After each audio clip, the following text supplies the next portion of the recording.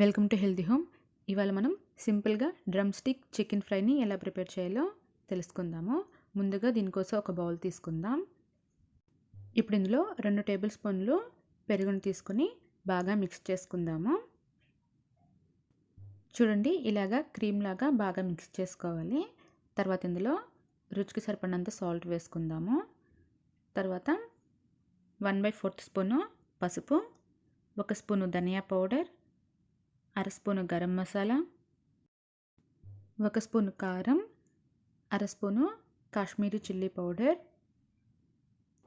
1 spoon red chilli sauce వేసుకుందాము. తర్వాత 1 table spoon అల్లం వెల్లుల్లి పేస్ట్ వేసుకుందాం. తర్వాత 2 స్పూన్లు ఆయిల్ వేసుకుందాము. ఇప్పుడు ఇవన్నీ బాగా కలిసేలాగా బాగా మిక్స్ చేసుకోవాలి. చూడండి, ఇలాగా బాగా మిక్స్ చేసుకొని పక్కన పెట్టుకుందాము. తర్వాత ఇందులో చికెన్ లెగ్ పీసెస్ని శుభ్రంగా కడిగి ఇలాగా ఘాట్లు పెట్టుకొని వేసుకోవాలి. ఇవి 6 పీసెస్. ఇప్పుడు వీటిని బాగా మిక్స్ చేసుకుందాము.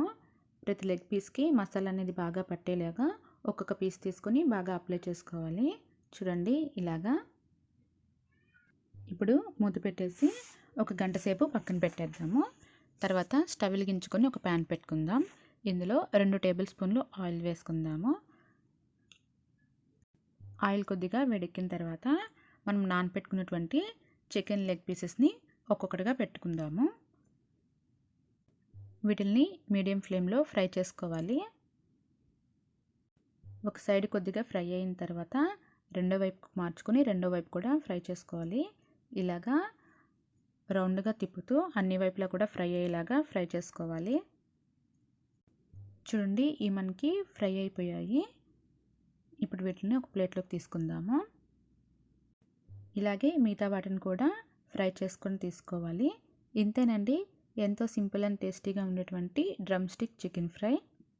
ఒకవేళ మీ దగ్గర రెడ్ చిల్లీ సాస్ లేనట్లయితే 5-6 ఎండుమిర్చిని కొద్దిగా హాట్ వాటర్ వేసి 10 నిమిషాల పాటు నానబెట్టి తర్వాత అందులోనే కొంచెం నిమ్మరసం వేసుకొని మెత్తగా గ్రైండ్ చేసుకొని వేసుకుంటే సరిపోతుంది.